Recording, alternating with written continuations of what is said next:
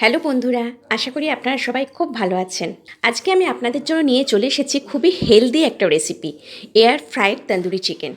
আগের একটা ভিডিওতে আমি দেখিয়েছিলাম কিভাবে গ্যাস ওভেনে চটজলদি আর কম সময়ে তন্দুরি চিকেন বানানো যায়, কিন্তু এয়ার ফ্রায়ারে যে কত তাড়াতাড়ি তন্দুরি চিকেন বানিয়ে নেওয়া যায় চলুন সেটা দেখে নেওয়া যাক। আমি এখানে তন্দুরি চিকেন বানানোর জন্য 4টে লেগ পিস নিয়েছি। আপনাদের যেমন মনে হয় আপনারা তেমন চিকেন নেবেন। আমি 4টে লেগ পিসের তন্দুরি চিকেন বানিয়ে আপনাদের দেখাচ্ছি। মশলা যাতে চিকেনের গায়ে ভালোভাবে ঢুকে যায় তাই একটা ছুরি দিয়ে চিকেনের পিসগুলোর এপিট ওপিট ভালো করে চিড়ে নিয়েছি। এবার ম্যারিনেশনের জন্য এতে দিয়ে দিচ্ছি 2 চামচ টক দই, 2 চামচ আদা রসুন বাটা, 2 চামচ মতো ফ্রেশ ক্রিম, হাফ চামচ ধনে গুঁড়ো, হাফ চামচ জিরে গুঁড়ো, হাফ চামচ হলুদ গুঁড়ো, হাফ চামচ লঙ্কা গুঁড়ো। রঙের জন্য দিচ্ছি 1 বড় চামচ কাশ্মীরি লঙ্কা গুঁড়ো, কেননা এখানে আমি অন্য কোনো ফুড কালার ইউজ করব না, কাশ্মীরি লঙ্কা গুঁড়ো দিয়ে কালারটা আনবো। আর সাথে দিচ্ছি 2 চামচ তন্দুরি চিকেন মশলা আর হাফ চামচ চিকেন মশলা। এটা আমি এমনিই দিলাম, আপনারা চাইলে এটাকে স্কিপ করতে পারেন। আর দিয়েছি স্বাদ মতো নুন। এবার হাত দিয়ে মশলাগুলো চিকেনের গায়ে খুব ভালো করে মাখিয়ে নেব। সত্যি বলতে কি, এয়ার ফ্রায়ারে তন্দুরি চিকেন বানাতে কোনো ঝামেলা নেই। শুধু ম্যারিনেশন করে ওভারনাইট বা সারাদিন রেখে দিন, যখন ইচ্ছে ফ্রিজ থেকে বার করে নিয়ে এয়ার ফ্রায়ারে কুক করে নিন।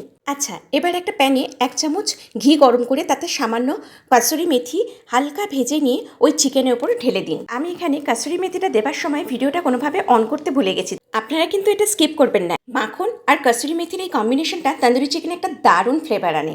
এবার সব কিছু আবার ভালো করে মেখে নিয়ে এটাকে ঢাকা দিয়ে সারা রাত ফ্রিজে রেখে দিন। পরের দিন সকালে বা আপনাদের যখন মনে হবে ফ্রিজ থেকে চিকেনটা বের করে নিয়ে এয়ার ফ্রায়ারের ট্রের নিচে একটা বেকিং পেপার বা পার্চমেন্ট পেপার রেখে দিন, যাতে ট্রেতে মশলা লেগে নোংরা না হয়। এবার ট্রের ওপর চিকেনের পিসগুলো সুন্দর করে সাজিয়ে রেখে পাত্রে লেগে থাকা বাকি মশলাগুলো ওপর থেকে ভালো করে লাগিয়ে দিন। এবার ওপর থেকে সামান্য মাখন ব্রাশ করে নিয়ে এটাকে 180 ডিগ্রি তাপমাত্রায় 10 মিনিটের জন্য কুক হতে দেব। এটা হলো এক সাইড। 2 সাইড মিলে মোট 20 মিনিট আমরা কুক করব। চিকেনটা এদিকে ফ্রাই হতে হতে চলুন চটপট এর সাথে খাওয়ার জন্য একটা স্পেশাল স্যালাড বানিয়ে নেওয়া যাক। একটা পাত্রে একটা বড় সাইজের পেঁয়াজ বেশ সরু সরু করে কুচিয়ে নিয়ে তাতে দিয়ে দিচ্ছি কুচনো শুকনো লঙ্কা, স্বাদ মতো গ্রিন সল্ট। এটা যদি আপনাদের চাই আমাকে বলবেন কমেন্টে, আমি লিঙ্কটা দিয়ে দেবো। এটা আমি একটা ইনস্টাগ্রাম পেজ থেকে কিনেছিলাম। এই গ্রিন সল্টটা একটা দারুণ ফ্লেভার আনে। আর একটু সামান্য রেডিমেড লেমনেড, আমার কাছে ভিনিগার ছিল না, আপনারা চাইলে ভিনিগারও দিতে পারেন। আর দেবো অল্প লঙ্কা গুঁড়ো আর গোলমরিচ গুঁড়ো। সব কিছু খুব ভালো করে মেখে 10 থেকে 15 মিনিট কি আধ ঘন্টা মতো ঢাকা দিয়ে এটাকে রেখে দেবো।